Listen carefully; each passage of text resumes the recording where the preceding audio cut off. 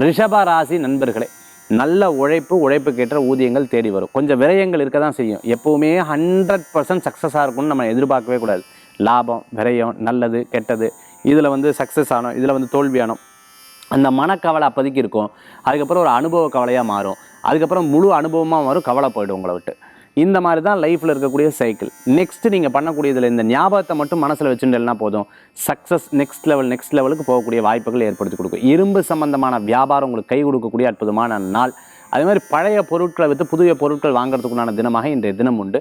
அப்பப்போ தொலைச்ச பொருட்கள் இப்போல்லாம் அப்படி கிடையாது சார், ரொம்ப ரொம்ப ரொம்ப கரெக்டாக இருக்கேன், நான் மறதியிலிருந்து நான் பட்ட பாடு எனக்கு தான் தெரியும், கடைசியில் என்னையவே நான் மறந்துடுவேன்னாட்டு இருக்கு. அதனால் இப்போ தான் நான் தெளிவாக இருக்கேங்கிறதுல அடுத்தடுத்த நிலையை எட்டுவீங்க. ஹோட்டல் வச்சுட்டுருக்கோம், பெரிய நிறுவனம் நடத்திட்டு இருக்கோம், ஒரு ஐடியில் ஒர்க் பண்ணிட்டு இருக்கோம், முக்கியமான பொறுப்பாளராக இருந்துட்டு இருக்கோங்க, மிகப்பெரிய நபர்கள்ட்ட பிஏஓ ஒர்க் பண்ணிட்டு இருக்கோம், பிஆர்ஓ ஒர்க் பண்ணிட்டு இருப்பாங்க. அவங்க உங்களை நம்பி ஒரு பொறுப்பு கொடுத்தா அதை கச்சிதமாக எடுத்து செய்வீங்க.